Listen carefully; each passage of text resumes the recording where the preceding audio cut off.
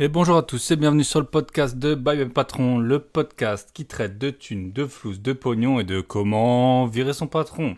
L'épisode du jour traitera d'un sujet et d'un concept qui m'est cher, à savoir la fuck you money. Jingle.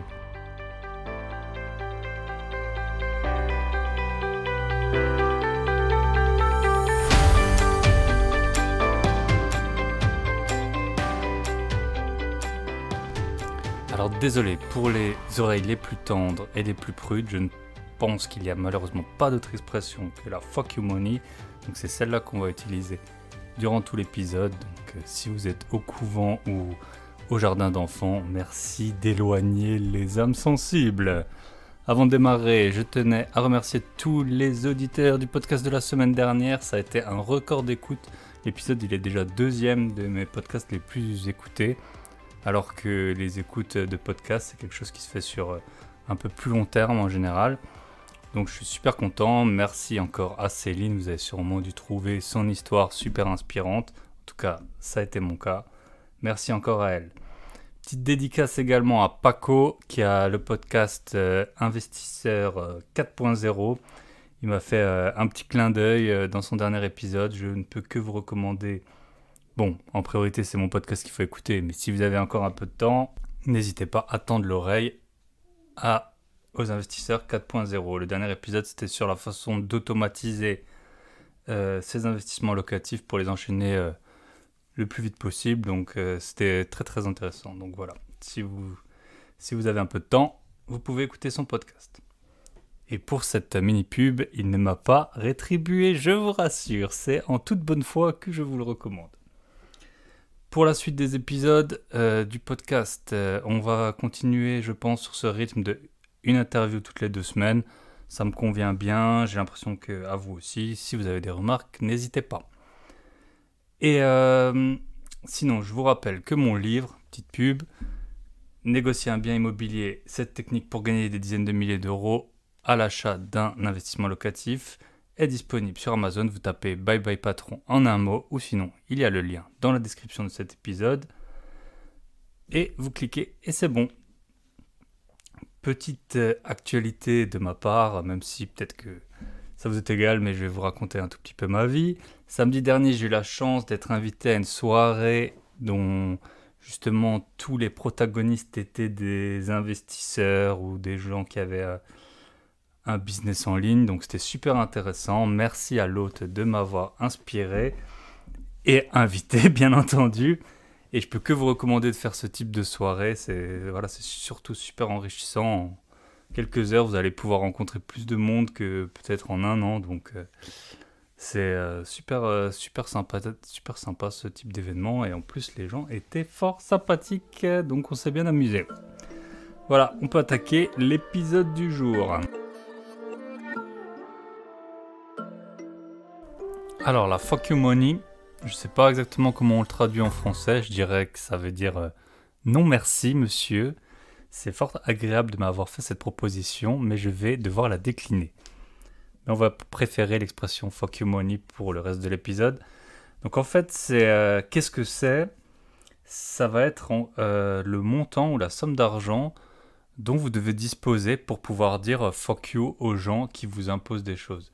Donc ça peut commencer par exemple, votre patron. Si votre patron il vous rend dingue, s'il vous court sur le haricot, eh ben, vous lui dites fuck you, vous partez, vous êtes à l'abri pour quelques temps. Donc vous pouvez vous permettre de dire fuck you grâce à la fuck you money.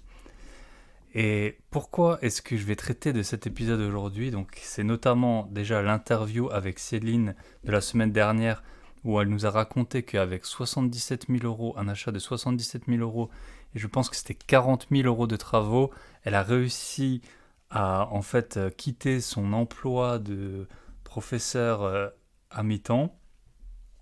Et on voit qu'en fait avec ces 120 000 euros qu'elle a en plus emprunté, mais en gros elle a pu dire fuck you à son employeur qui est pourtant un employeur des plus respectables, à savoir l'Éducation nationale française.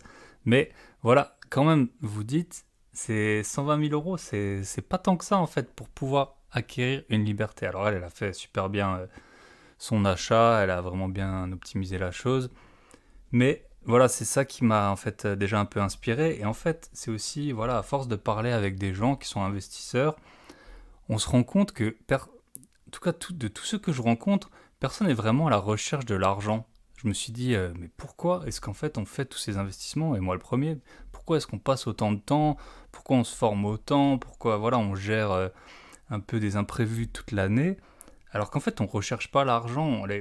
Quand vous parlez aux gens qui investissent, ils vont jamais vous dire. Enfin, en tout cas, moi, on me dit jamais. En gros, je fais ça pour avoir une plus grosse voiture, rouler en Porsche ou en Aston Martin, ou une maison avec une piscine vue sur la mer. Les gens, en fait, ce qu'ils veulent, c'est juste de la liberté et pouvoir dire fuck you quand ils veulent, à qui ils veulent. Et donc, c'est vraiment un concept qui est super intéressant que de prime abord, auquel on réfléchirait pas. On pense que les gens, ouais, ils veulent faire des millions pour se pavaner, porter des vêtements de haute couture, que sais-je, voler en jet privé. Alors qu'en fait, non, c'est juste, voilà, quelqu'un vous saoule, vous lui dites fuck you. Et donc, c'est vraiment un concept qui est super intéressant. Et se poser la question de son propre montant de fuck you money, eh ben ça aide à savoir où on va en fait. Parce que si on n'a pas vraiment d'objectif chiffré et précis, ça va être super difficile d'atteindre le niveau optimal. Parce que vu qu'on ne sait pas ce qu'on cherche, déjà quand on sait ce qu'on veut, c'est pas forcément évident de l'atteindre. Mais alors quand on ne sait pas du tout ce qu'on veut, ça va être encore plus difficile. Donc voilà, ça peut être donc à qui est-ce que vous pouvez dire fuck you grâce à la fuck you money. Donc ça peut être premièrement votre employeur, ça peut être si vous êtes à votre compte un gros client qui vous rend voilà, qui jour et nuit vous harcèle. Ça peut être même votre pays entre guillemets, si vous voulez vous expatrier, ben voilà, si vous avez assez d'argent, vous pouvez partir. Pour aller dans un pays, certaines installations coûtent plus ou moins cher. Ça peut être vraiment, voilà, vous êtes locataire ou même propriétaire et il y a les voisins d'au-dessus qui font la fête tous les soirs et vous en pouvez plus, vous n'arrivez pas à dormir. Si vous êtes trop endetté ou si vous avez besoin d'un logement social, et ben c'est super difficile de changer. Et ben si vous avez la fuck you money, tant pis, vous partez. Voilà, donc c'est vraiment un concept assez large. Ça peut être même, je sais pas, vis-à-vis de vos parents. Parfois, il y a des parents qui ont bien gagné leur vie et qui vont un peu se servir de l'argent qu'ils ont accumulé pour avoir une sorte d'emprise sur leurs enfants. Donc, tout ça, c'est un concept qui peut être réglé grâce à cette fuck you money. Et le meilleur exemple de cette fuck you money, c'est Evan, Evan Evan Spiegel, on va l'appeler comme ça, le fondateur de Snapchat. Lui, il venait d'une famille très fortunée d'avocats. Et en fait, en Californie, si je ne me trompe pas, et quand il a créé Snapchat, au départ, l'application, elle a commencé à être installée par énormément de monde, mais il gagnait toujours pas d'argent. Et ce qui s'est passé, c'est que Mark Zuckerberg, donc le fondateur de Facebook, il lui a proposé 3 milliards de dollars, alors qu'il avait, je pense, 23 ans, Evan Spiegel. Et à 23 ans, il a refusé les 3 milliards de dollars que Zuckerberg lui proposait. Et pourquoi est-ce qu'il les a refusés? Parce que lui, il avait la fuck you money. Il n'avait pas 3 milliards de côté, mais il savait très bien, ses parents, ils étaient riches visiblement en dizaines de millions. Il n'aurait jamais de problème d'argent dans sa vie. Et là où 99,9% des gens, même 9999 et moi le premier, on aurait accepté cette offre de 3 milliards pour une société qui générait zéro ou très peu de revenus, en tout cas qui faisait des pertes importantes, et bien lui, il a pu dire va-t'en avec ton offre de 3 milliards, j'en ai rien à faire. Et là, j'ai été voir maintenant à 31 ans, il a une fortune de 12,8 milliards selon Forbes. Donc, on voit qu'il a eu raison en un sens. Bon, déjà, il y a eu tout son projet qui a abouti, parce que je suppose que s'il avait vendu, il s'est dit aussi, bon, ok, je vends maintenant, qu'est-ce que je vais faire ensuite? J'ai 23 ans, j'ai 3 milliards. Bon, il aurait forcément, je pense, eu une idée tôt ou tard, mais voilà, il a réussi en fait, du fait de son statut. Alors bon, tout le monde a des chances et des malchances dans la vie. Lui, voilà, il venait d'une famille très aisée. Ben, ça lui a permis en fait, alors je sais pas si c'est à cause de ça ou s'il avait vraiment interprété la chose de cette façon, mais voilà, si vous êtes en train de mourir de faim, on vous propose 3 milliards, la question elle se pose pas. Aussi votre famille, votre père, il a besoin d'une opération ou que sais-je, vous les prenez. Là, lui, il a dit va-t'en avec ton offre de 3 milliards, j'en ai pas besoin. Et bam, il a pu continuer à perpétrer Snapchat. Ça se trouve, maintenant, on connaîtrait même plus le nom de Snapchat. Facebook l'aurait intégré à sa messagerie. Et au final, c'est ce qu'ils ont, en grosse partie, ils ont fait. Ils ont copié pas mal de concepts de Snapchat, les stories, etc. Donc voilà. Si vous voulez en savoir plus sur cette histoire, il y a un bon guide de business à ce sujet. Donc voilà, c'est vraiment super inspirant, on va dire, que ça peut aller jusqu'à des sommes de 3 milliards. Ça peut être quelques milliers ou dizaines de milliers d'euros.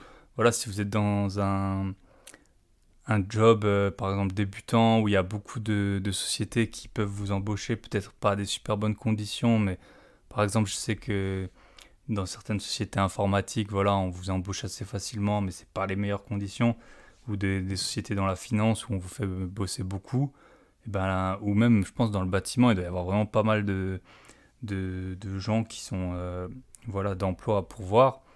Et ben là, vous pouvez, avec quelques milliers d'euros, en fait, vu que vous savez que vous allez pouvoir trouver un autre emploi, vous pouvez envoyer tout balader pour quelques milliers d'euros. Et lui, carrément, il a refusé 3 milliards de dollars. C'est quand même assez incroyable. À 23 ans. Je veux dire, c'est quand même dingue. Et donc, on va voir ensemble, maintenant qu'on a vu un peu ce que c'était ce concept de fuck you money, les paliers, justement, de montants à amasser et ce qu'ils permettent de faire. Donc forcément, j'avais fait quelques recherches un peu sur le concept sur Internet, mais bon, vous en doutez, c'est plutôt des sites anglo-saxons qui en parlent, donc ils n'ont pas exactement la même notion de l'épargne que nous, et puis un peu de la sécurité de l'emploi, enfin de plein d'autres concepts. Et surtout, vraiment, vous lisez tout et son contraire par rapport au palier de cette, justement, fuck you money. Ce qu'il faut garder en tête, en tout cas, c'est qu'elle va être en général inférieure au montant de ce que certains appellent voilà, l'indépendance financière ou la liberté, ou en anglais c'est FIRE, je crois que ça s'appelle, ou Fat FIRE. Mais en tout cas, ça va pas être un montant normalement sur lequel voilà, vous allez rien faire du reste de votre vie et vous allez pouvoir vivre. C'est un montant qui est inférieur dans bien des cas. Mais il peut également être supérieur, on va le voir avec certains exemples. Donc le premier palier, pour moi, c'est un palier qui est de quelques milliers d'euros, quelques dizaines de milliers d'euros plutôt. Donc une fois qu'on a 10, 20, 30, 40 000 euros de côté, eh ben, ça c'est comme je vous ai expliqué avant, si vous êtes dans un secteur dans lequel vous pouvez trouver facilement du travail, même si ce n'est pas des super bonnes conditions, quand vous avez justement ces quelques dizaines de milliers d'euros de côté, on va dire si vous avez par exemple 6 mois de dépenses d'avance, vous avez déjà un beau magot en fait pour vous permettre de quitter votre emploi si vraiment ça se passe mal, si vous êtes harcelé ou si vous voyez que vous êtes complètement bloqué. Par exemple, quelqu'un d'autre a eu la promotion sur laquelle vous lorgnez et vous savez qu'en plusieurs années il n'y en aura pas. C'est peut-être le moment de changer. Et donc c'est grâce à ça que grâce à ce montant, vous allez pouvoir être confortable dans votre démarche de quitter votre emploi. D'autant plus si vous arrivez à négocier, par exemple, une rupture conventionnelle ou quelque chose comme ça. Après, c'est pour dire fuck you à votre patron, faut pas non plus trop rêver sur le fait que ça va bien se passer. Alors, j'ai été regarder un peu l'épargne moyenne des Français pour la comparer avec ce premier palier. L'épargne moyenne des Français, c'est 44 000 euros. Mais ça, c'est la moyenne. La médiane, elle serait plutôt autour de 11 000 euros. Donc la médiane, 50% en plus, 50% en moins. Donc il y aurait 54% des gens qui ont moins de 20 000 euros et 14 qui ont moins de 1 000 euros. Donc c'est sûr qu'avec 1 000 euros, la fuck you money, elle n'existe pas vraiment. Donc il va falloir peut-être un peu calmer les dépenses jusqu'à pouvoir envoyer, balader et valdinguer tout ce qui bouge. Deuxième palier, si vous avez de l'immobilier, alors chacun a son chiffre, mais sans avoir un patrimoine de centaines de biens, mais si vous en avez quand même plusieurs, pour moi il est aux alentours de 50 000 euros. Donc quand vous avez 50 000 euros, il peut vous arriver à peu près n'importe quoi, que rien ne vous touchera et vous empêchera de dormir vraiment. Donc si vous avez un locataire qui ne paye pas, si vous avez une fuite d'eau, si vous avez, comme j'ai eu, des cafards ou des canalisations qui ont cassé, qui vous ont inondé l'appartement. Donc c'est toujours des trucs qui sont un peu embêtants, mais quand vous avez cette somme, eh ben vous pouvez quand même toujours dire fuck you à n'importe qui, à n'importe quel fournisseur, à n'importe quel locataire qui vous menace, etc. Donc à 50 000 euros, je pense qu'il peut plus vous arriver grand chose. Et à partir de ce moment-là, vous êtes vraiment tranquille. Et en plus, cette somme, elle pourrait vous permettre, si par exemple vous avez un métier qui peut vous permettre de ensuite être consultant, profession libérale ou des choses dans ce style, avec 50 000 euros, vous allez pouvoir démarrer votre activité quand votre patron il vous aura rendu dingue, vous l'aurez envoyé chier et vous serez mis à votre compte avec ces 50 000 euros. Vous aurez de quoi voir venir. Vous pouvez même vous expatrier si la France vous a un peu, agacé ou que le système fiscal est un peu trop dur à comprendre. Et ben voilà, il y en a qui choisissent de s'en aller. 50 000 euros, ça suffit pour payer la caution de votre futur appartement, le billet d'avion et le déménagement, et puis de vivre quelques mois. Bon, faut pas aller dans le Upper East Side, mais si vous allez dans un pays normal, ça vous suffira largement. Troisième palier, donc pour moi c'est le plus important, c'est le palier 200-300 000 euros. Ça c'est, en fait ce qu'il faut vous dire, c'est qu'avec ce montant, vous allez par exemple le placer soit en immobilier à 10% de renta brute, comme on en a souvent parlé déjà dans ce podcast, soit en bourse à environ 7% par an. Et en faisant un tout petit peu de levier, comme je l'ai expliqué dans l'avant-dernier podcast, et ben avec 2 ou 300 000 euros, vous allez pouvoir vous dégager un revenu qui sera de l'ordre de 2 000 euros par mois via vos investissements. Donc 2 000 euros par mois, c'est pas non plus la Lamborghini et les hôtels 5 étoiles tous les soirs, mais au moins ça va vous permettre de vivre comme vous l'entendez sans avoir à travailler. Donc c'est vraiment, je pense, un peu la base de la vraie fuck you money, c'est plutôt 300 000 euros. Vous placez ça correctement. Si vous voulez, avec ces 300 000, vous pouvez même investir en plus, peut-être, je sais pas, emprunter 500 000 euros pour avoir 800 000 euros d'investi. En tout cas, à partir de ce moment-là, ce sera pas la vie de rêve, mais si vous voulez, vous dégagez 2 000 euros par mois, qui doit être plus ou moins le revenu moyen d'un Français.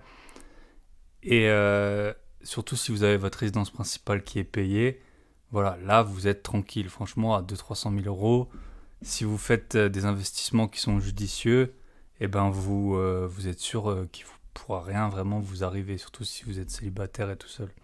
Donc ça, c'est vraiment un objectif qui est en plus, je pense, atteignable en quelques années, dès lors qu'on s'est vraiment un peu penché sur la question de ses finances personnelles.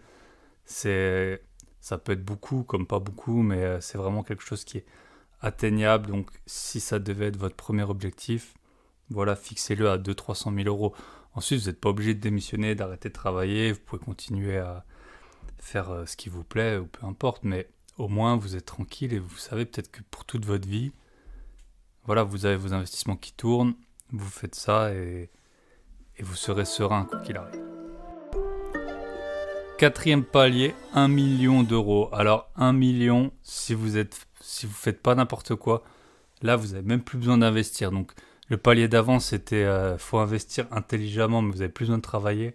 Là 1 million, si vous n'êtes pas trop bête, eh ben il va plus rien vous arriver. Donc beaucoup d'investisseurs, on va dire moyens ou normaux, c'est l'objectif qu'ils ont à long terme en tête. Constituer un patrimoine de 1 million d'euros, ça se fait pas du jour au lendemain. Je vous donne un exemple. Si vous épargnez, par exemple, 5 000 euros par mois, donc épargner 5 000 euros par mois, c'est déjà pas donné à tout le monde, ça fait 60 000 par an, net d'impôts. Vous voyez qu'il va vous falloir peut-être 15 ans à ce rythme pour avoir les 1 million d'euros. Donc c'est pas non plus quelque chose qui se fait super facilement. Mais du coup, dans l'autre sens, c'est pas une somme qui se dépense très facilement. Si on regarde, j'ai été un peu me renseigner, mais on a vite fait le calcul. Si on compte un salaire de 2000 ou 2500 euros par mois, c'est en fait ce que quelqu'un va gagner sur toute sa vie, 1 million d'euros.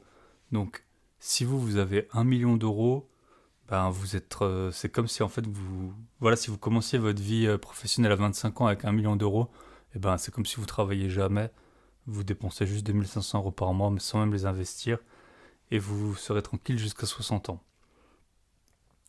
Et ça, c'est sans investir. Si vous investissez juste via la bourse, un truc un peu passif, ETF par exemple, ou enfin une renta à 7%, vous enlevez les impôts et tout, il vous reste peut-être 50 000 € net par an. Donc avec ça, vous êtes tranquille, il ne peut plus rien vous arriver, et ça c'est sans entamer le capital. Si vous commencez en plus à taper dans le capital, en plus de vos 50 000 € net, vous voyez que vous avez de quoi voir venir. Donc se constituer ce patrimoine, c'est pas si simple, mais comme on dit, c'est pas l'arrivée qui compte, mais le voyage. Donc profitez-en de la manière la plus confortable possible, bien entendu. Et le 5e palier, c'est le palier inatteignable. Pas inatteignable parce qu'il faudrait être trop ambitieux, mais en fait parce que la fuck you money, elle est illimitée.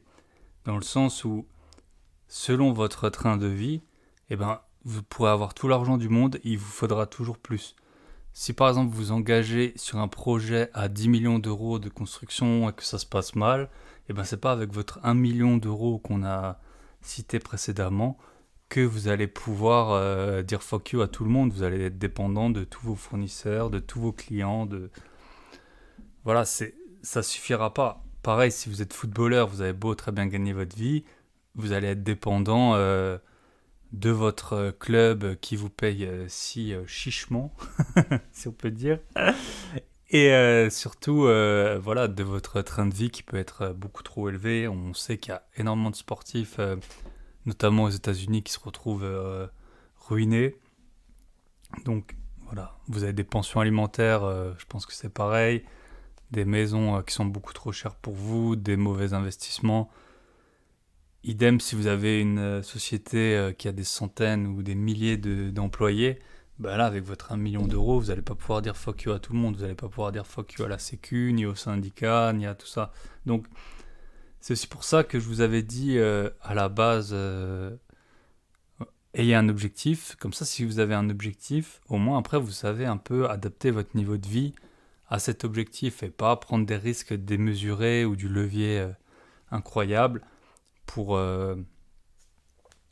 justement en fait ne jamais arriver à votre objectif initial qui était de dire à tout le monde allez vous faire voir quoi. Donc voilà, pensez un peu le style de vie que vous voulez avoir. La plupart des gens, ils se contenteraient, on va dire, d'un style de vie entre 5 et 10 000 € par mois. Ça leur conviendrait très bien, voire même un peu moins. Donc voilà, ce qui compte, c'est pas forcément, on dit toujours, c'est pas les objets que vous possédez finissent par vous posséder. C'est pour peu que vous ayez une vieille voiture qui tombe en panne tous les 4 matins, ou un château, ou un truc dans le style, vous savez de quoi je parle. Mais l'argent, ça sert à vivre des expériences. Pour en revenir, voilà, week-end dernier, j'ai été à cette rencontre d'investisseurs. Voilà, j'ai dû payer le TGV, l'hôtel, manger à l'extérieur. Tout ça, c'est pas gratuit. C'est pas non plus super cher, mais c'est pas gratuit. Donc, si j'avais pas eu un copec en mode minimaliste, je vis avec une carte postale pour me faire rêver et puis un verre d'eau, une biscotte, ça aurait pas suffi. Si j'avais une Ferrari qui était beaucoup trop chère pour mes moyens, j'aurais pas pu me rendre là-bas parce que ça aurait coûté trop cher, ça aurait été ingarable, etc. Donc, adaptez votre niveau de vie à vos aspirations. Troisième et dernière partie, et je pense que c'est la plus importante, et ce sera aussi la plus courte, mais il faut bien écouter, c'est les opportunités que crée la fuck you money.